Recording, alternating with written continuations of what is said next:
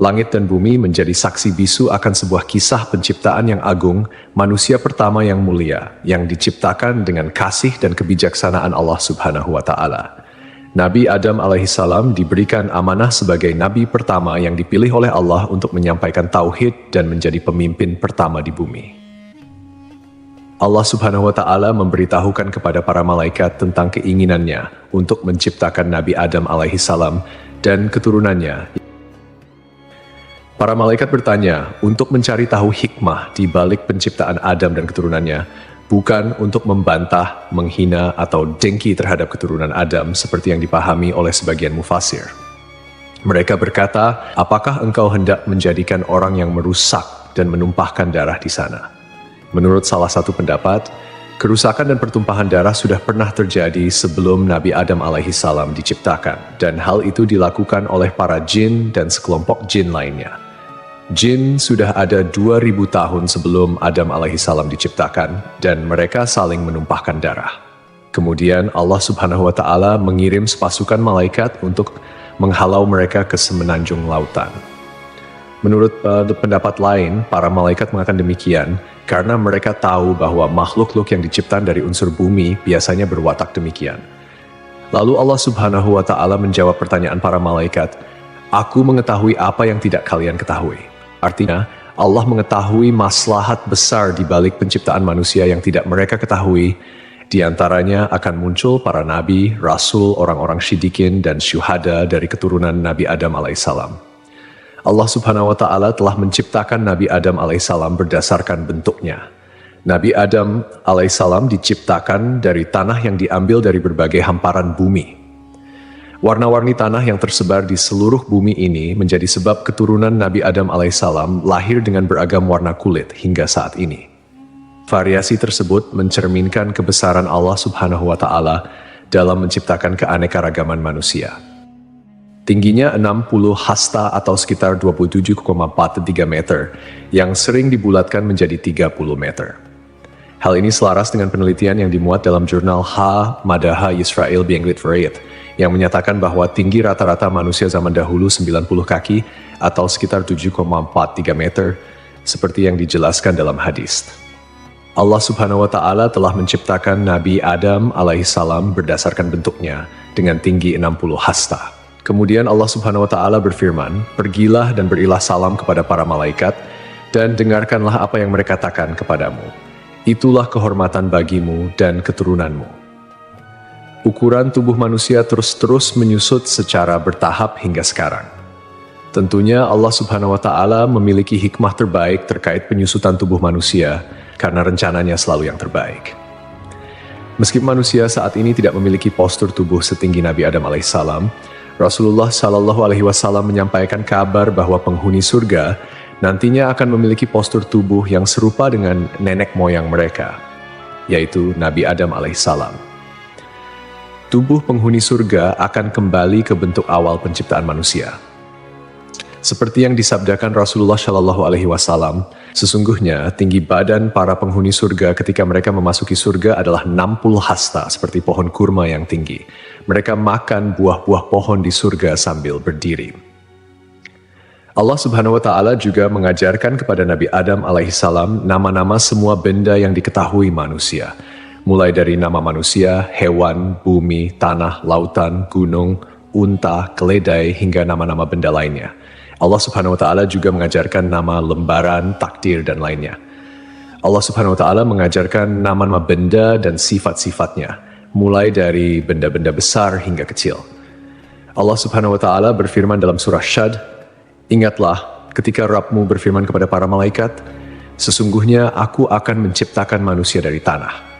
Maka apabila telah aku sempurnakan kejadiannya dan aku tiupkan kepadanya ruh ciptaanku, maka tunduklah kamu kepadanya dengan bersujud sebagai tanda penghormatan." Maka seluruh malaikat itu bersujud semuanya bersama-sama, kecuali iblis. Dia menyombongkan diri dan dia termasuk golongan yang kafir. Allah berfirman, "Hai iblis, apakah yang menghalangimu sujud kepada yang telah aku ciptakan dengan kedua tanganku? Apakah kamu menyombongkan diri ataukah kamu merasa termasuk orang-orang yang lebih tinggi?"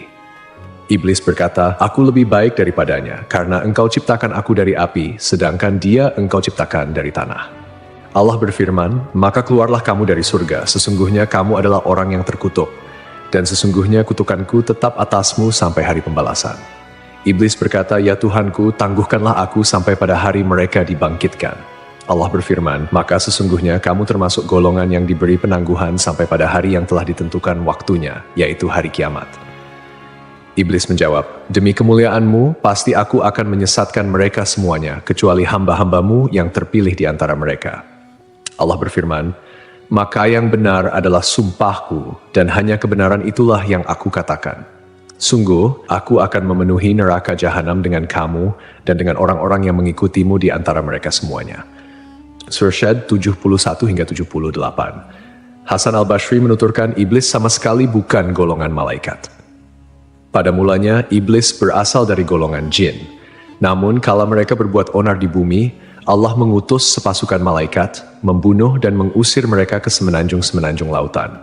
Iblis termasuk di antara jin yang ditawan, kemudian dibawa naik ke langit, dan kemudian ia singgah di sana. Saat para malaikat diperintahkan bersujud, iblis enggan menuruti perintah itu. Ibnu Mas'ud menyatakan, iblis pada mulanya adalah pemimpin para malaikat di langit paling bawah. Ibnu Abbas menambahkan, namanya Azazil. Riwayat lain menyebutkan namanya Harits. Ada juga yang menyatakan, iblis berasal dari salah satu golongan malaikat bernama jin. Mereka bertugas menjaga surga. Ia termasuk yang paling mulia, paling banyak ilmu dan ibadah di antara mereka dan memiliki 4 sayap. Namun kemudian Allah mengubah wujudnya menjadi setan yang terkutuk. Allah memerintahkan Adam alaihissalam untuk tinggal di surga bersama istrinya. Allah berfirman, "Dan kami berfirman, wahai Adam, tinggallah engkau dan istrimu di dalam surga dan makanlah dengan nikmat berbagai makanan yang ada di sana sesukamu. Tetapi janganlah kamu dekati pohon ini, nanti kamu termasuk orang-orang yang zalim." Al-Baqarah 35. Iblis dikeluarkan dari surga dan Adam ditempatkan di surga. Adam berjalan di sana seorang diri tanpa seorang istri mendampingi agar bisa merasa senang. Adam lalu terlelap sesaat. Setelah bangun, ternyata ada seorang wanita duduk di dekat kepalanya. Ia diciptakan Allah dari tulang rusuk Adam. Adam bertanya, "Kamu siapa?" "Aku seorang wanita," jawab Hawa. "Kenapa kau diciptakan?" tanya Adam. "Agar kau merasa senang padaku," jawabnya.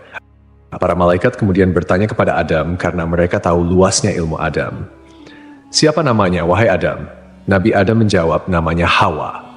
"Kenapa disebut Hawa?" tanya para malaikat. "Karena ia diciptakan dari benda hidup," jawab Adam. Hawa diciptakan dari tulang rusuk sebelah kiri yang paling pendek saat ia tidur.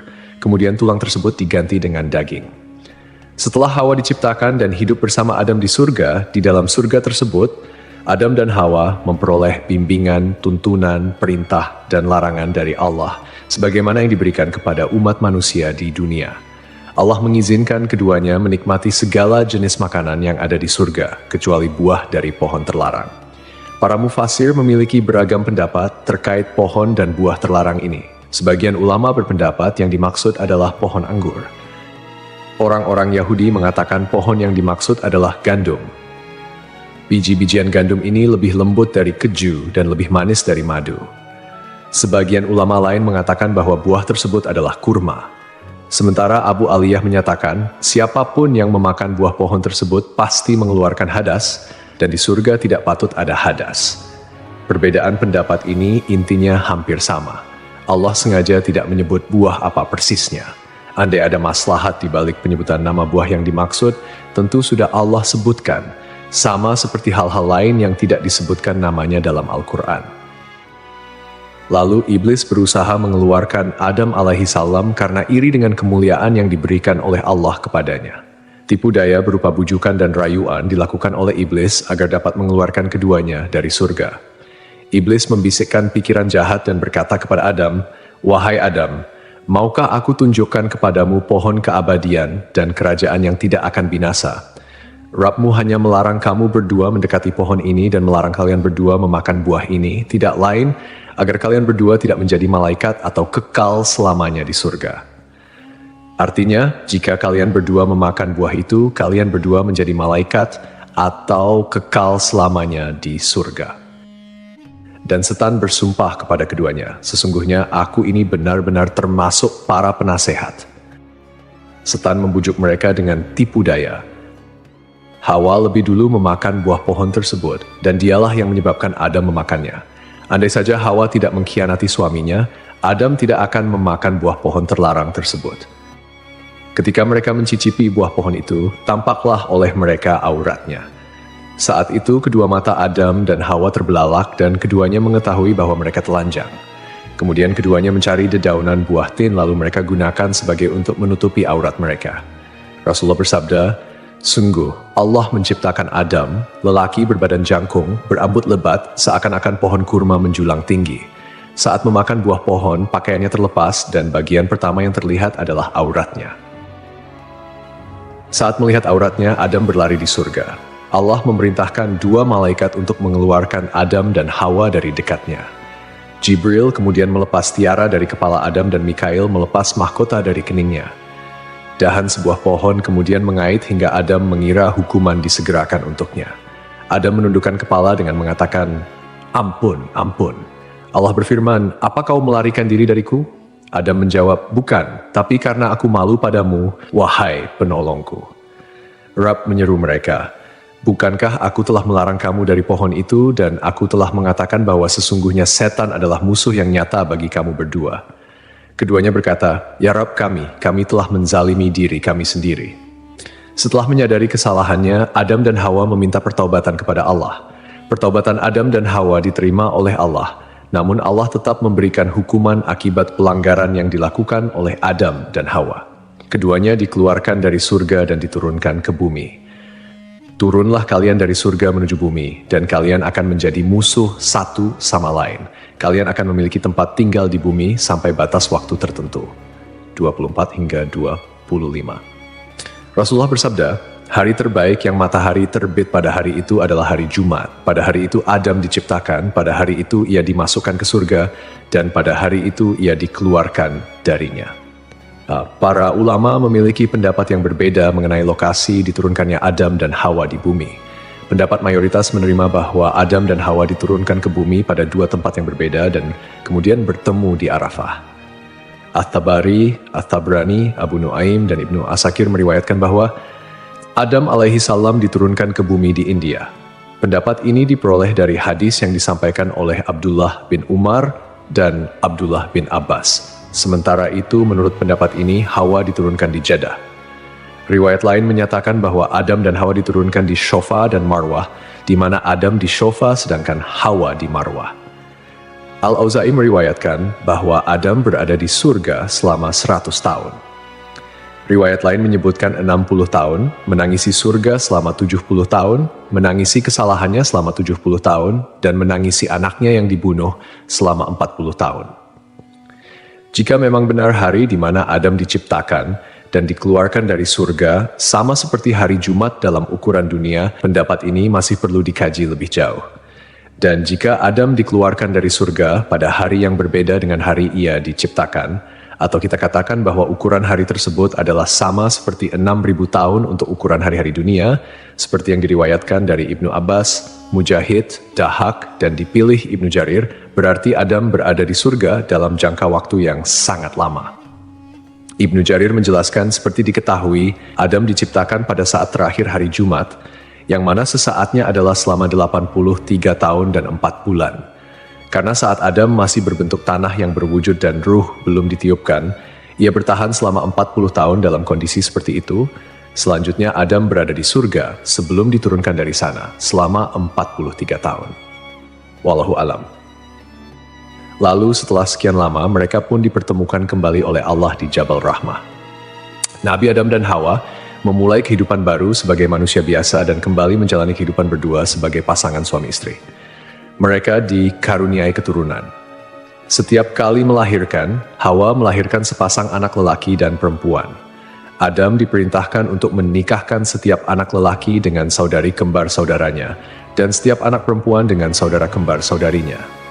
Tidak halal saudara perempuan menikah dengan saudara lelaki yang lahir bersamaan. Setelah itu, populasi manusia menyebar di berbagai belahan bumi. Hawa melahirkan 40 anak dalam 20 kali kehamilan. Allah menurunkan Adam dari surga ke bumi dan mengajarkan segala kerajinan padanya. Allah membekali Adam dengan buah surga. Hanya saja, buah-buahan dunia berubah, sementara buah-buahan surga tidak berubah. Allah berfirman, "Wahai Adam, sungguh aku memiliki tanah haram tepat sejajar dengan arsiku. Maka pergilah lalu bangunkan sebuah rumah untukku di sana. Lalu kelilingilah rumah itu seperti para malaikat mengelilingi arsiku." Allah kemudian mengutus seorang malaikat kepada Adam, memberitahukan tempatnya, mengajarkan manasik-manasik padanya, dan menyampaikan padanya bahwa setiap ayunan langkah kaki Adam menjadi ibadah yang mendekatkan diri padanya setelah itu. Diriwayatkan pula dari Ibnu Abbas, makanan pertama yang dimakan Adam di bumi berawal dari Jibril. Jibril datang dengan membawa 7 biji gandum. Adam bertanya, "Apa ini?" Jibril menjawab, "Ini adalah pohon yang dilarang untuk kau makan, lalu kau makan." "Apa yang harus aku lakukan dengan biji-bijian itu?" tanya Adam. "Tanamlah di bumi," jawab Jibril. Adam kemudian menanam biji-bijian gandum tersebut. Berat setiap bijinya lebih dari berat 100.000 biji gandum dunia. Gandum kemudian tumbuh, Adam lalu memanennya. Setelah itu, Adam memisahkan kulit dan isi biji gandum, kemudian menampi. Setelah itu, ia tumbuk, membuat adonan, dan ia jadikan roti. Kemudian, setelah melalui jerih payah yang cukup melelahkan, Adam alaihissalam pun memakannya. Pakaian pertama Adam alaihissalam dan Hawa berasal dari bulu domba. Adam menggerus bulu-bulu domba lalu ia tenun dan dibuat jubah untuk ia kenakan, serta baju panjang dan kerudung untuk Hawa. Setelah bertemu dan kembali menjalani kehidupan berdua sebagai pasangan suami istri, mereka dikaruniai keturunan. Saat itu, setiap kali Hawa melahirkan, akan selalu lahir anak kembar laki-laki dan perempuan. Kelahiran anak kembar pertama diberi nama Kabil dan Iklima. Kemudian kelahiran anak kembar kedua diberi nama Habil dan Labuda. Ketika anak-anak Nabi Adam alaihissalam dan Hawa tumbuh dewasa, mereka pun memiliki karakter dan sifat yang berbeda. Kabil mempunyai sifat yang keras, sedangkan Habil mempunyai sifat yang lebih lemah lembut dan sabar. Kemudian, anak perempuan Iklima menjadi remaja yang memiliki paras yang cantik, sementara Labuda biasa-biasa saja. Seiring bertambahnya usia, mereka mulai tertarik pada lawan jenis. Hingga Allah menurunkan kepada Nabi Adam alaihissalam dan Hawa bahwa keempat anaknya harus dinikahkan sesuai aturan yang tidak memperbolehkan pernikahan dengan anak kembar. Dengan kata lain, Kabil tidak bisa menikah dengan Iklima, begitupun Habil yang tidak bisa menikahi Labuda. Setelah Nabi Adam alaihissalam menyampaikan aturan pernikahan kepada saudara kembarnya, ternyata Kabil menolak dan mengatakan ingin menikah dengan Iklima yang tidak lain merupakan saudara kembarnya sendiri. Untuk menyelesaikan perselisihan antara anak laki-lakinya, Nabi Adam alaihissalam mengajukan solusi yaitu Kabil dan Habil harus berkurban, lalu kurbannya diterima di sisi Allah, sehingga dialah yang berhak menikah dengan Iklima. Setelah itu, Adam pergi untuk menunaikan ibadah haji ke Mekkah dan menitipkan anak-anaknya kepada langit. Tapi langit enggan menerima permintaannya itu. Adam kemudian menitipkan anak-anaknya kepada bumi dan gunung, namun mereka semua menolak. Kabil justru menerima permintaan ayahnya untuk menjaga saudara-saudaranya. Kabil, seorang petani sombong, menyiapkan seikat gandum dengan kualitas yang jelek. Sedangkan Habil, yang merupakan seorang peternak, menyiapkan seekor kambing gemuk untuk dikorbankan. Kurban keduanya disimpan di tengah lapangan. Tak lama kemudian, Allah menurunkan api dan memakan kurban Habil, sementara kurban milik Kabil dibiarkan. Artinya, Allah menerima kurban Habil dan diperbolehkan menikah dengan Iklima.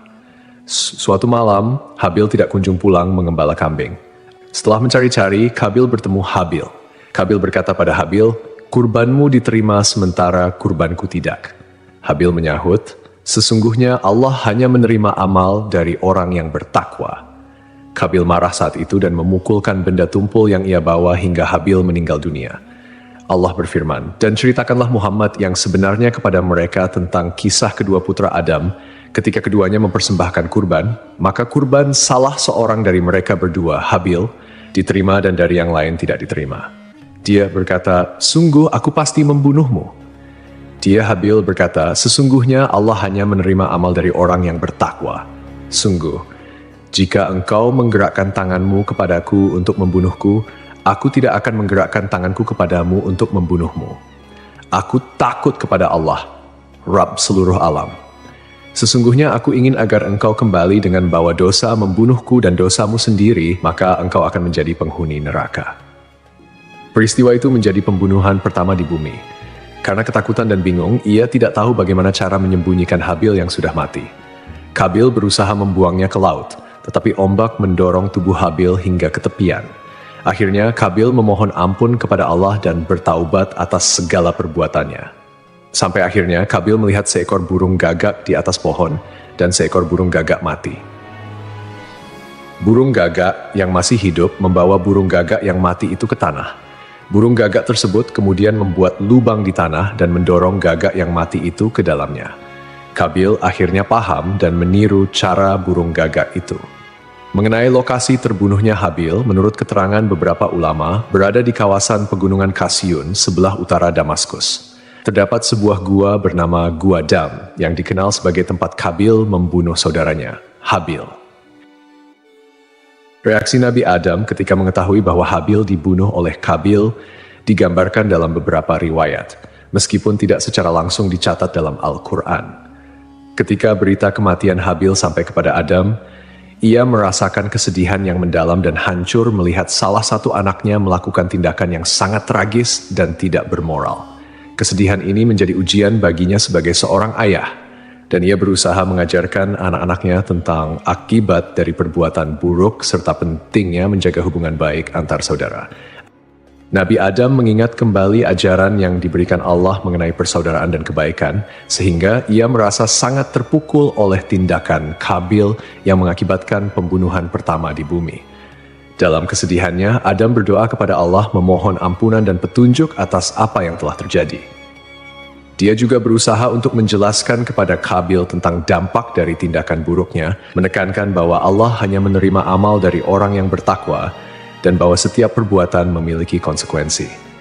Melalui momen duka ini, Adam berusaha mengingatkan anak-anaknya untuk selalu kembali kepada kebaikan dan menjauhi segala bentuk kejahatan, mengajarkan mereka bahwa penyesalan dan tobat adalah jalan menuju pengampunan Allah. Dikisahkan sebelum akhir hayatnya, Nabi Adam alaihissalam meminta putranya untuk membawakan buah dari surga. Adam menginginkan setandan buah anggur surga. Anak-anaknya kemudian mencarikan buah anggur untuknya dan mereka berpapasan dengan para malaikat. Para malaikat bertanya, "Kalian hendak kemana, anak-anak Adam?" Mereka menjawab, "Ayah kami menginginkan setandan buah anggur surga."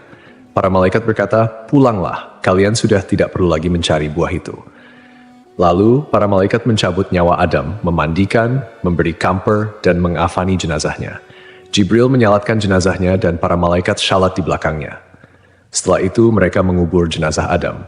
Para malaikat selanjutnya berkata, "Inilah syariat kalian dalam mengurus jenazah." Kemudian, sebelum pergi, mereka berpesan agar kematian Adam menjadi pelajaran bagi umat. Sebab dari peristiwa itu, manusia bisa mengenali prosesi dan ritual pemakaman. Adam meninggal dunia setahun setelah Hawa meninggal. Ulama berbeda pendapat terkait lokasi pemakaman Adam. Menurut riwayat yang masyhur, Adam dimakamkan di dekat sebuah gunung di India, tempat ia diturunkan dari surga. Menurut sumber lain, Adam dimakamkan di gunung Abu Qubais, Mekkah. Sumber lain menyebutkan, sebelum banjir besar terjadi, Nabi Nuh memindahkan jasad Adam dan Hawa dalam sebuah peti. Lalu ia makamkan di Baitul Maqdis, seperti yang disampaikan oleh Ibn Jarir.